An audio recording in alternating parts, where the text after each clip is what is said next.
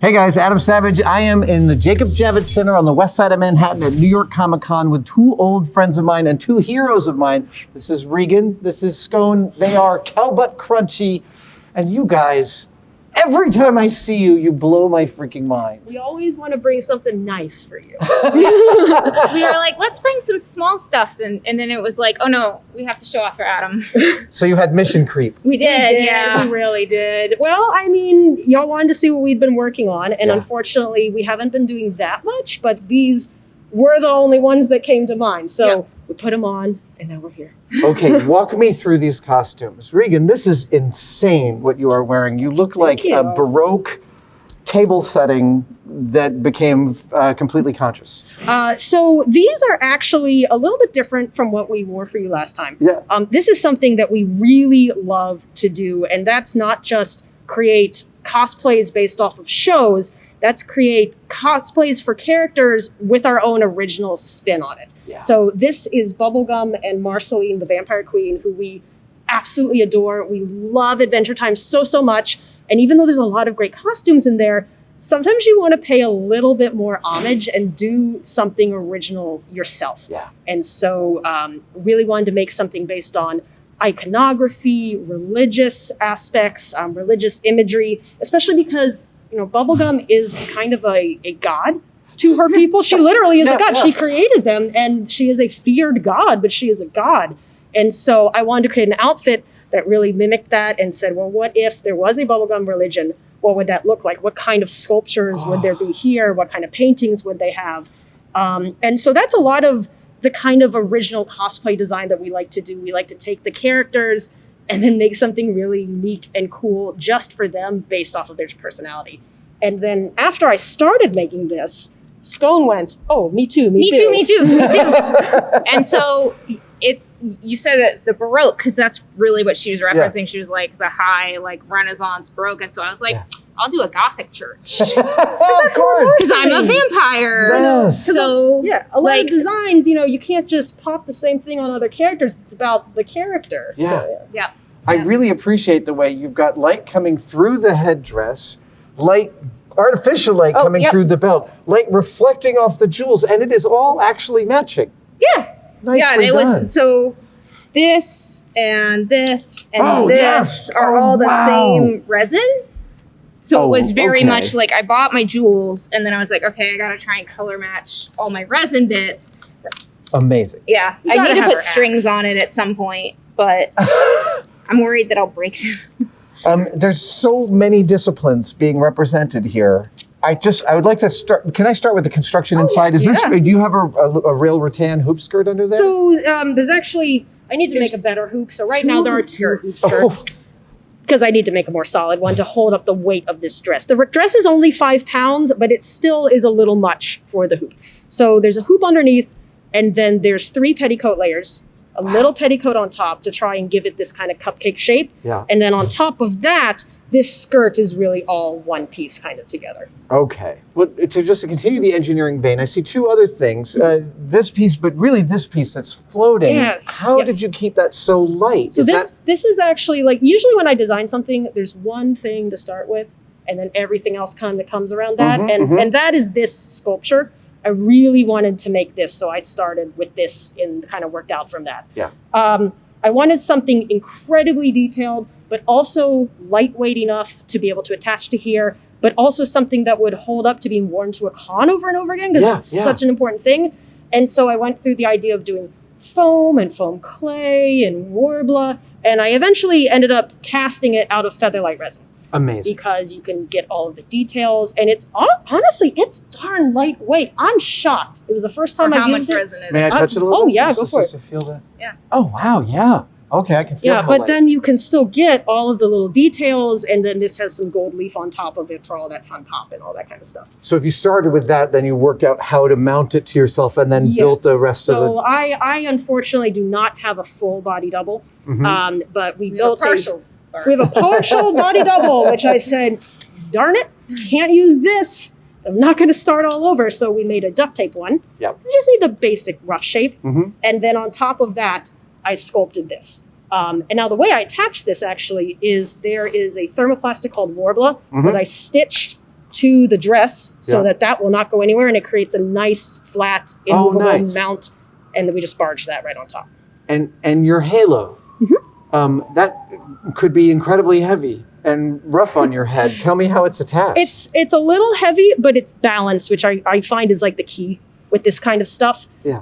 This is attached, there's Chicago screws Uh-huh. in there, and there's a little trick I like to do with all of my wigs with big stuff on them, which is one screw goes up through the wig, one screw goes down from this object, Yeah. and they screw together, and so it's clamped onto the wig, and There's it's a headband. very, amazing. and There's it's a very headband stable. underneath, too. And there's a headband underneath that the screws are coming through, and so it really stabilizes the whole piece. You're using all the pieces to hold each other together. Exactly. Oh, that's great. Exactly. Are these meat skewers, wooden meat skewers? They are. Yep. I'm so glad I got that right. I could make it myself, but why would I do No, it of course. when I can just buy a $1 pack of meat skewers and coat them in resin and file off the edges so I don't stab my eye?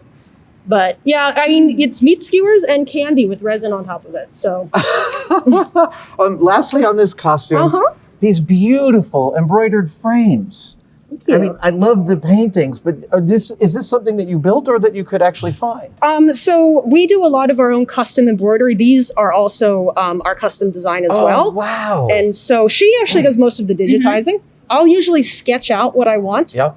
and then give it to her to digitize because I haven't learned the software yet. Mhm. And then we will embroider this on our machine. Usually what we do is we embroider them separately so that we can pull them off of the organza fabric and Right, then right. attach them. And it actually gives it, when you do it like that, instead of sewing directly onto the bodice, it almost floats a little bit. Like Sarah Yeah. can almost get kind of under here, but it makes it a little bit more dimensional. Yeah. And I love that kind of Oh my stuff. I think it's gosh. very fun. I had no idea you were doing all your own embroidery. Yeah, it's really similar to like 3D modeling in a Okay. lot of ways because you've got like sort of a reference that you're using, and then you have to figure out like, okay, the dimensions of the stitching, what kind of what direction should the stitches go. So you're really like piecing it together and then running it through a machine, and people are like, well, you're just running it through the machine, and it's like, yeah, the embroidery took 8 minutes, but setting up the machine took half an hour, and digitizing it took 3 hours. So And getting these machines to do exactly what you want is It's never like, trivial. and people are like, the age of robots, you'll just print whatever you want, and it's like, No. I All right. wish. Embroidery is becoming pretty common in cosplay. It's a lot more accessible now, and people are like, "Oh, I love that! I want to try it." Yeah. So they're getting really into it. Are the embroidery companies making it easier to load your own designs into their machines? Because I have an old one, 4 years old, but it was a real pain in the ass to get custom designs. It kind of is. So the thing is that it's a niche software and it's a niche hobby. So I Yeah. think that they have a hard time making super accessible software. Right. But there's definitely a lot more options than there used to be, especially affordable options. I know A lot of the entry level machines will allow you to put your own design on there. They're made for that, even though you might have to finagle with the attachment. Sure. or like the file Yeah. type, Yeah. you know. Scone, tell Yes. me about your costume and its inception and how you executed it. So she wanted to do this big Baroque goddess, and Marcy is Bubblegum's, goth vampire girlfriend. So I was like, well, I'm going to do a costume too, and I'm going to do a Gothic church to match your Baroque church. And so I always like to start with like a big mood board on Pinterest when Yeah. I'm designing what I want to design. And I'll take a bunch of the characters, but then I had like a whole bunch of architecture and a bunch of historical stuff. So these panels, these are also machine embroidery that I did. And these are all modeled actually after a church window that I found that I really liked. I think 22 of them all the way around. This has got to be days and days and days. Oh, of this was embroidery. months of work. Because Okay. So the way it worked was that I started with the black and it did a basic stitch, and then I cut everywhere where you see the red. It's actually the underlayer. Oh, And then stabilized the red and then stitched over it again. You know, when you're like, this will be really cool and really fun, and then you get like 3 in and you're like, sunk cost, you got to go. I've committed, but I wish I hadn't. That always- fabric is a really good red. Yeah, I think this was the first fabric I bought, actually. Yeah. that's the other thing I always do is I like, she's got a plan, she's got samples, she's got references, and she's like, I need this and this and this. And I'm like, I'm going to go in the store and see what I like. That's not how I live my life. And then I buy one thing of fabric and I'm like, okay, I'm going to make it work around this fabric. That's definitely, I'm a little more in that camp. Let's just try. Do you have a favorite fabric store here? Butterfly Silks is really good. Butterfly's really Mood good. is really good. I love Mood. I love Mood. I know that everybody's like, oh, Mood's so big, but like Mood has everything. No, I mean, I gave myself 2.5 hours just the first time I went. 5 hours in there, easy. I found this stretchy, black, shiny, lightweight fabric with which I will someday make a xenomorph costume out of. I want to do a completely sewn, easy to put on xenomorph. I have to show you my xenomorph high fashion avant-garde design. Oh gosh, I totally that I have to will see make that. one day. She also bought a bunch of. I bought the fabric. I have to make it. That's the rule. Yep. When you have the fabric, you have to make it. Yep. So now. So- Oh, that's a really good rule because I have a big set of shelves of fabric, as Now you you have to must make have it. as Yeah. well. Yeah. Yeah. How did you guys work on this through all of COVID? So we actually started before. Oh, wow, okay. We had them in a mostly wearable state right before at the last convention, before the thing. What was your last convention It was before? Katsucon. What's that? Katsucon in February. Okay. It was in February 2020, so right. Yeah, we were at C2E2 and the same thing. Oh yeah, Yeah. that really was the last one. Yeah, I think Then that was. Emerald City got canceled and everybody canceled. Yeah. So we had these mostly wearable, and but what happens actually with me in particular, less with her, is I'll put something together in a wearable state, and then I'll look at the photos and I'll say, it's missing something, or I don't like how that silhouette looks, and then it's time to work on it again. So a lot of the pieces that we made during COVID, these guys, these are reattached. All of this, and I'm making a sword. Because you gotta have a sword, you gotta have a candy cane sword. So we've been doing a lot of additions. Right. And fixing and additional work on them. Taking our sweet time. It's For nice the to right not have time. deadlines. Isn't it? Mhm. Yeah. I had a deadline for the first time just a couple months ago, and it got me all stressed out. And I was like, what is this feeling? Oh, this is stress. I haven't felt this in a while. Oh, yeah. Oh, I don't like this. You don't have that con crunch. So one of the things I love about you guys so much is that you're so good at every last aspect of this, from the construction and engineering to the execution to the aesthetic design, then to the performance and the engineering of wearing, which are all separate disciplines. How do you talk to like you're going to be at Thanksgiving soon?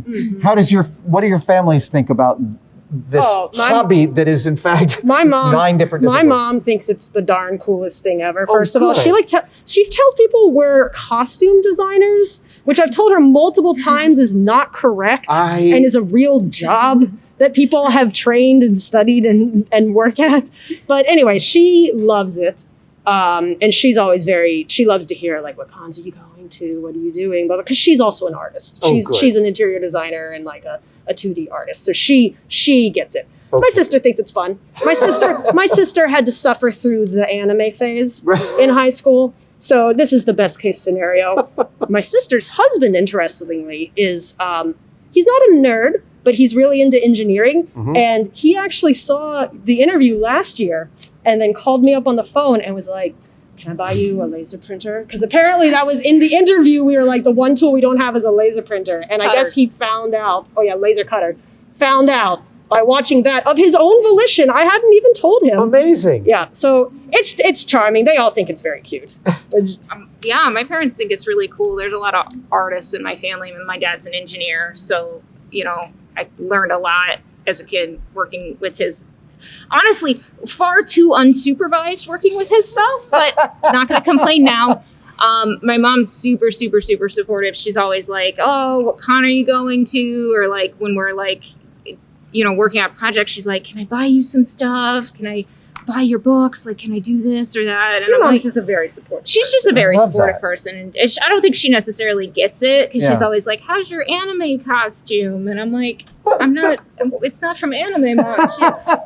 But that's fine. What I love, this is the thing is like any costume designer, any prop maker, any clothing maker would look at everything you're doing and be like, oh my God, every last part of that is so hard. And yet out in the world, a lot of people think of what we're doing as our little hobby. Yeah. You guys are so inspiring. Thank you. Truly. I'm like gobsmacked. We always gotta dress up for Yeah, that's we're definitely like we have to bring the big guns. I don't know what we're gonna bring next year. We don't know anything. You'll have to make your xenomorph. Oh God. Okay. Oh. Maybe I might commit to getting my xenomorph ready. We'll see. We'll All right. see. Xenomorph you next and year. xenomorph. Thank you guys so much. Thank You're such a you. ray of sunshine Thank and you. halos and gothic cathedrals. Amazing. Cowbutt Crunchy, everybody.